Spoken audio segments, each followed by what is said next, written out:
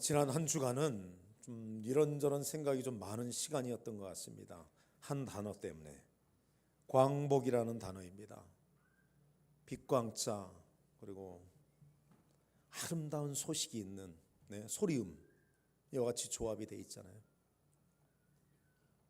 광복 매체에서 정말 많이 나왔거든요. 여러분은 어땠습니까? 지난 한 주간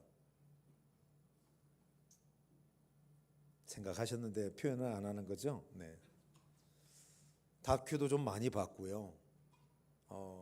광복과 관련된 독립투사들의 어떤 그런 고백들도 좀 일부러 많이 찾아서 좀 듣는 그런 시간을 가졌습니다. 근데 사실 이 광복이라는 단어가 우리한테는 너무 소중한 단어, 우리 민족한테는 굉장히 소중한 단어인데 별 의미 없습니다, 우리에겐. 왜 그러냐면 이 자리에 계시는 거의 대부분이 자유대 안에서 태어났고 자유대 안에서 자라났기 때문에 이 광복이 주는 그 소중한 의미, 그거 우리가 잘 못 느낍니다. 체감하지 못한다는 거예요.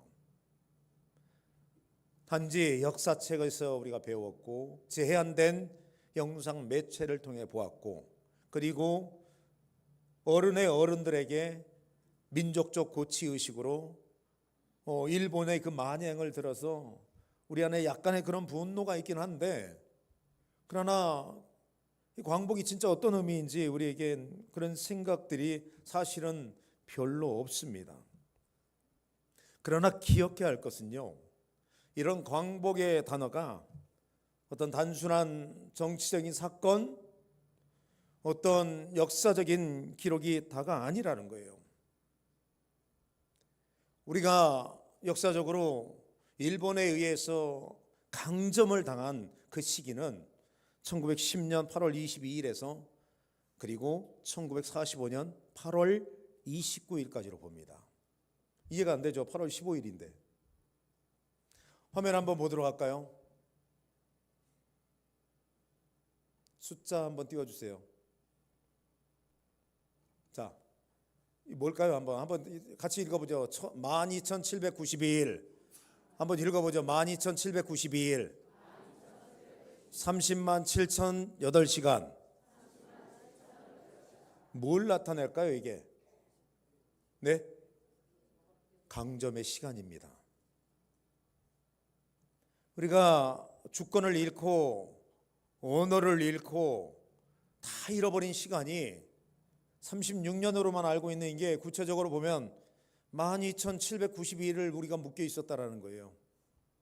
30만 7,008시간을 내 마음대로 할 수 없는 그런 시간이 있더라는 거예요. 우리는 8월 15일로 보지만 그날은 일왕이 항복 선언한 날이고 그 항복한 것이 실제로 우리나라에서 공포되고 시행이 된 것은 8월 29일이 이 날이 되기 때문에 계산이 저렇게 나오는 겁니다. 식민 지배 당한 36년의 합의 과연 12,792일로만 끝날까요? 저는 이 부분을 단순한 날짜로 계산하면 안 된다는 생각이 듭니다.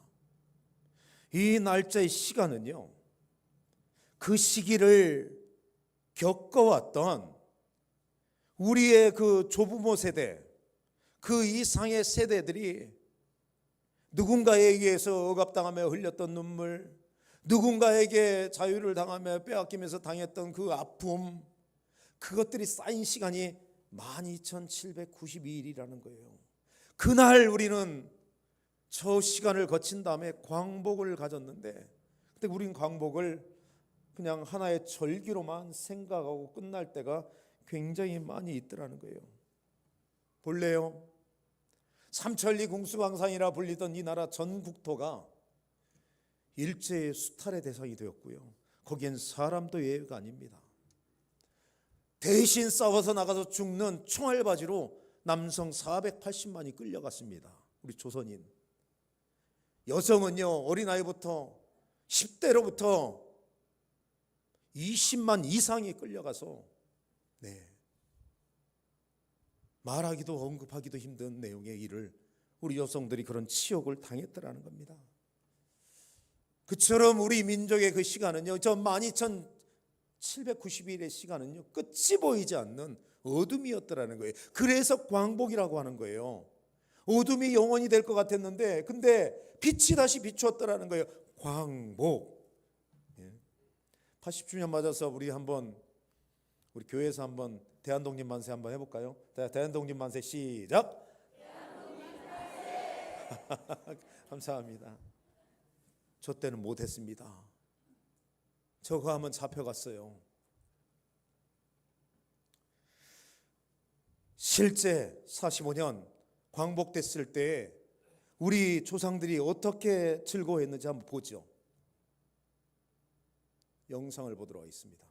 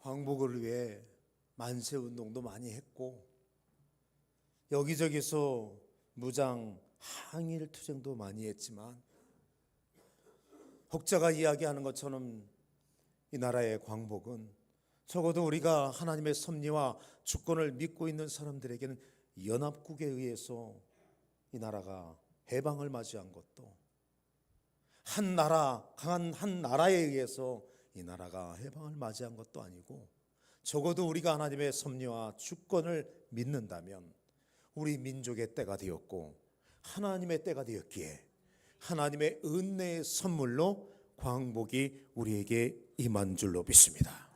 그런데 말입니다, 저는 좀 더 광복을 좀 넓게 생각하게 되는 것을 지난주 한 다큐를 보면서 나왔던 한 독립투사 102세 된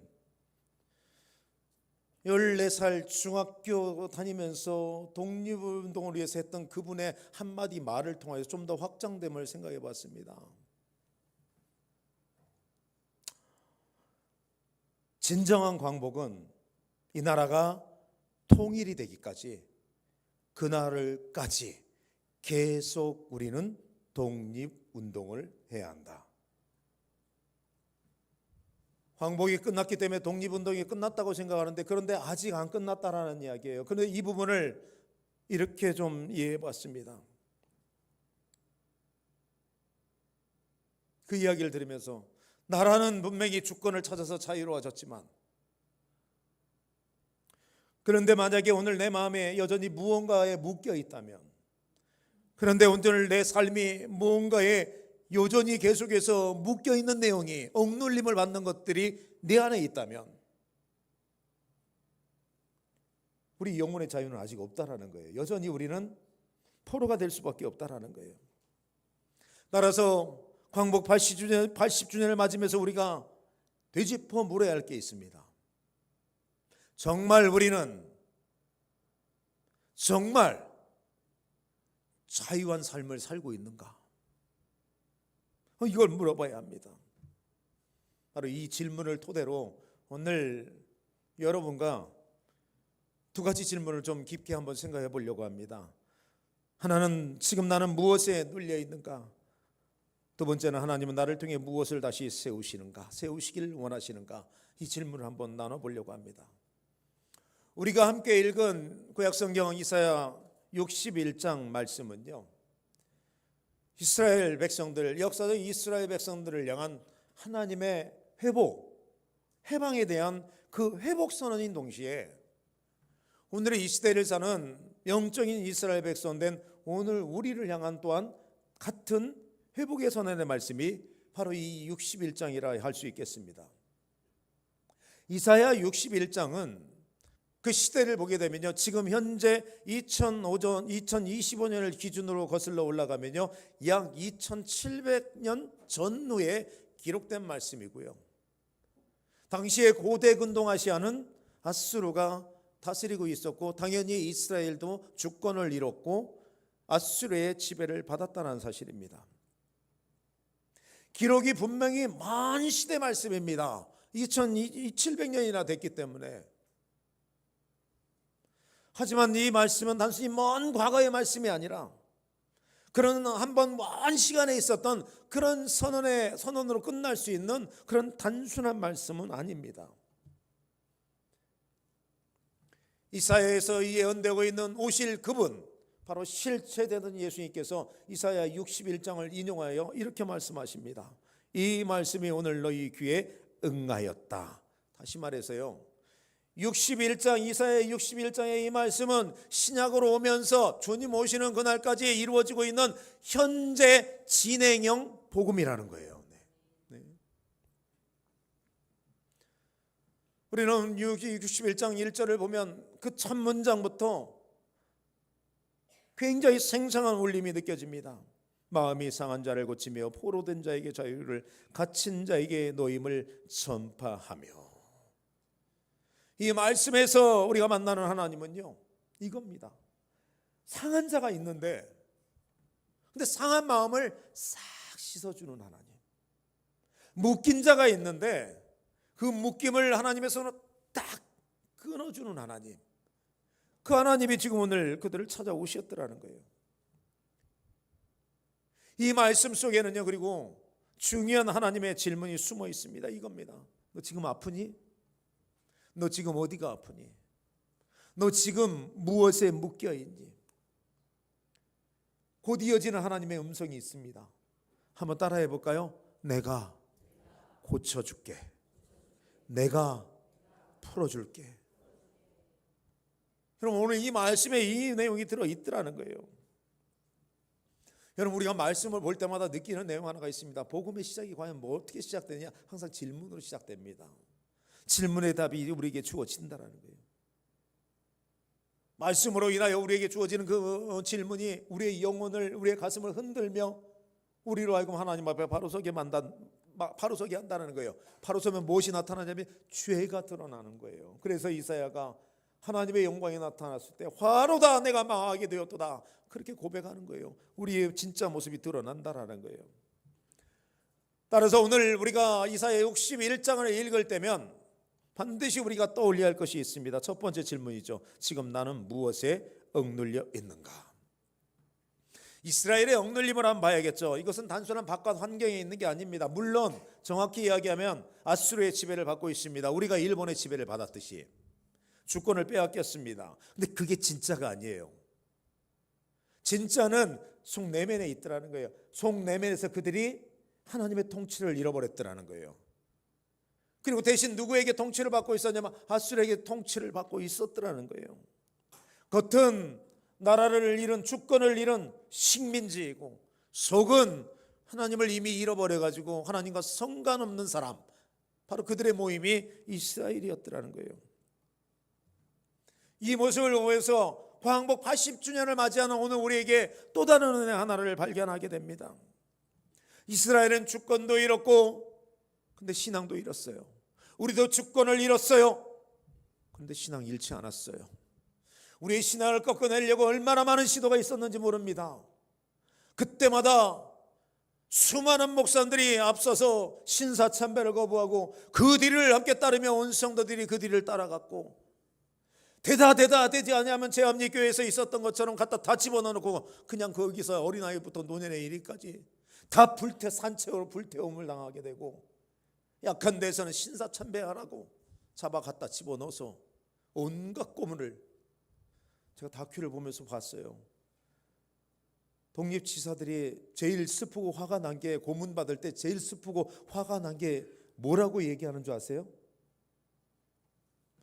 일본 경찰 때문이 아니래요. 우리는 지금까지 일본 경찰이 고문한 줄 알았는데 아니요, 일본 경찰이 고문한 적이 없어요. 일본 경찰은 의자에 앉아가지고 다리 꼬고 앉아서 한국인 조선인 경찰이 고문하는 걸 보면서 실실 비웃으며 웃었다라는 거예요. 그게 더 힘들었대요. 차라리 일본인한테 맞았으면 덜 억울하겠는데 같은 조선인에게, 그 조선인이 만들어낸 고문 기술이 70가지랍니다. 그게 군사정권까지 이어졌고요.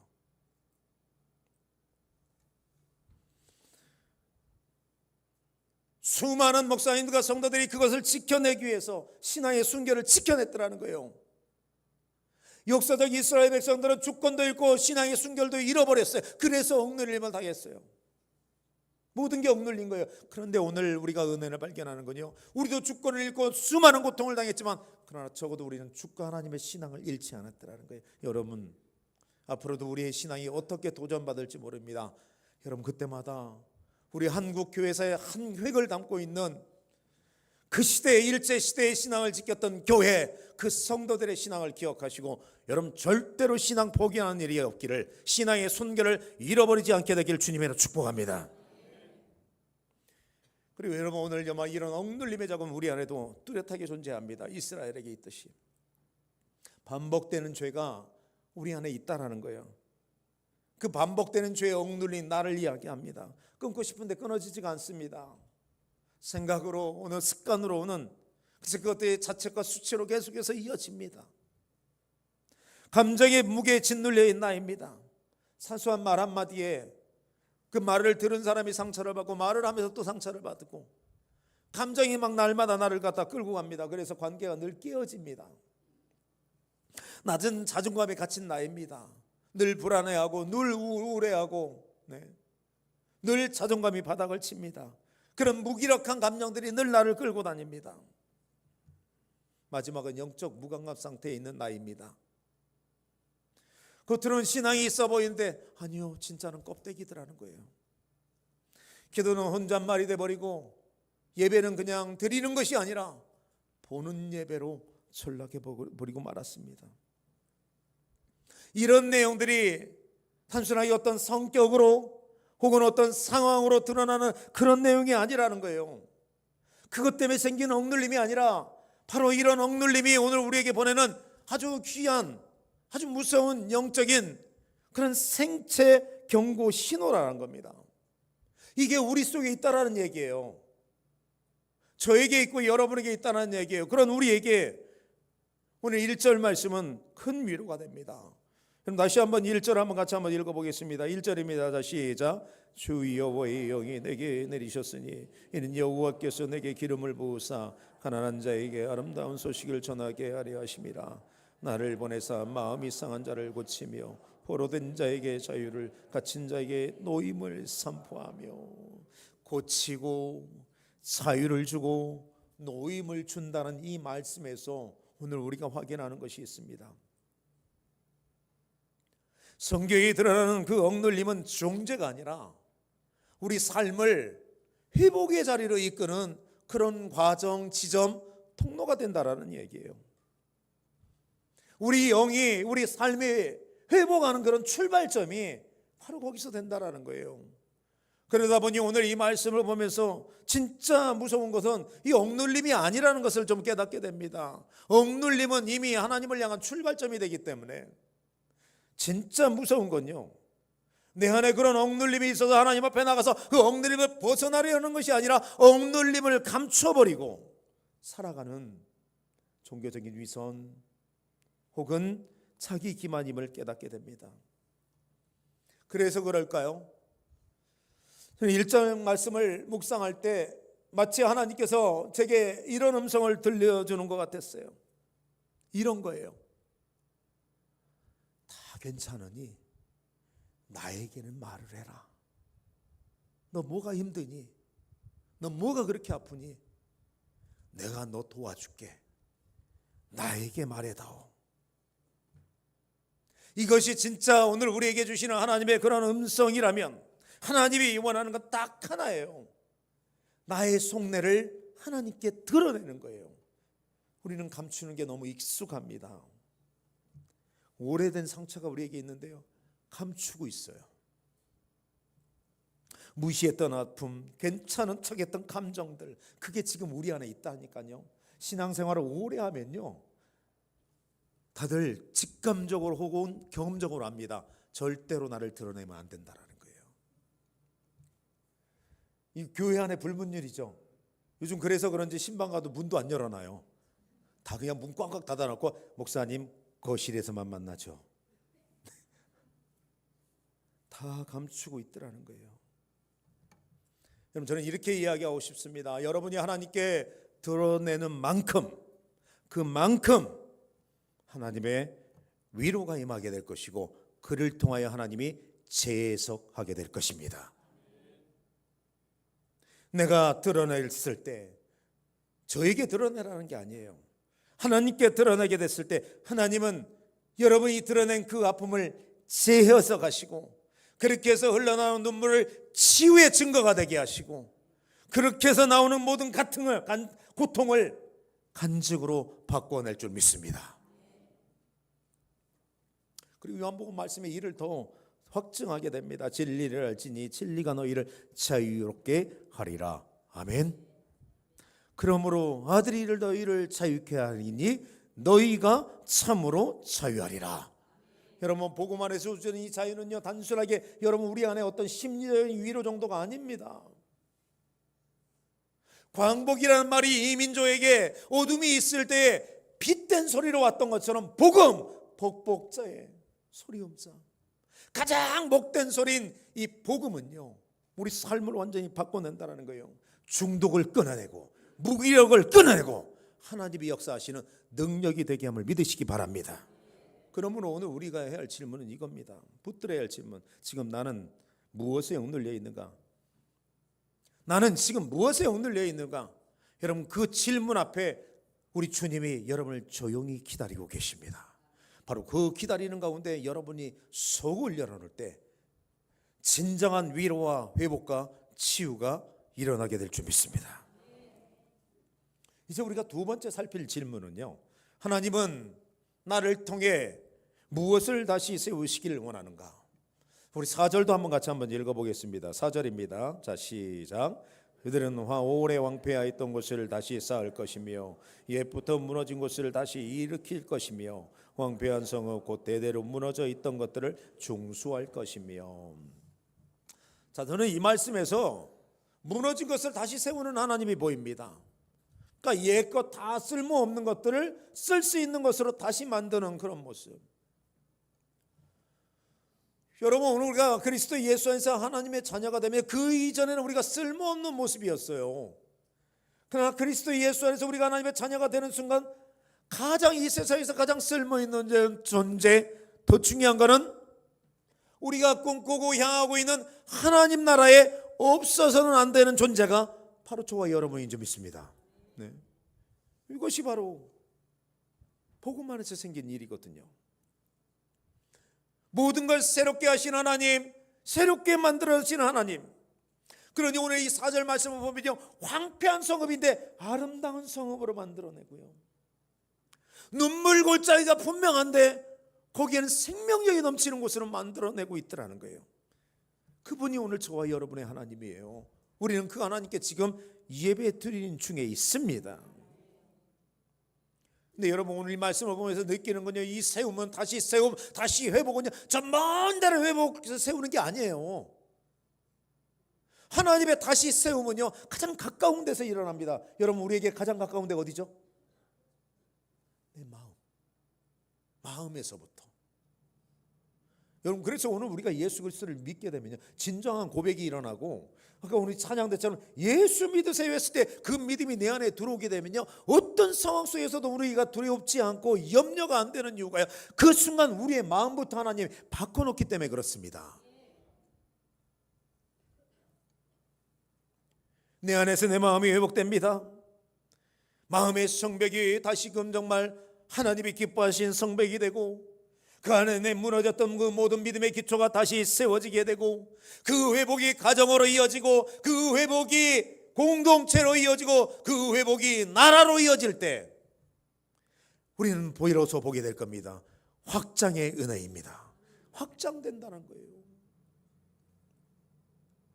공동체가 회복되는 걸로. 그런데 말입니다, 이 확장되는 은혜가 우리 안에 있는데도 보고 우리 현실을 돌아보게 되면요, 사실 그렇지 못할 때가 많이 있어요. 기도가 드려지고 있고 말씀이 들려지고 있고 내 눈으로 말씀을 보고 있는데, 놀랍게도 그 기도가, 그 말씀이 더 이상 내 마음을 울리지 못할 때가 많더라는 거예요. 한번 물어볼게요, 여러분들. 어떻게 그냥 오늘 아까도 금방도 1절과 4절을 우리 같이 읽었는데 막 갑자기 막 엠마오를 향하는 제자들처럼 가슴이 뜨거워지시나요? 막 그냥 막 감격이 막 솟구쳐 오르시나요? 아, 오늘 나는 여기 자정이 될 때까지 여기서 찬양하고 기도하고 있으리라, 이런 마음이 드시는 분 있으면 살짝 우리 김은정 목사님 스타일로 살짝 손, 네, 안 울린다는 거예요. 기도하고 있는데 가슴이 안 뜨겁다라는 거예요. 말씀을 듣는데 뜨겁지 않다라는 거예요.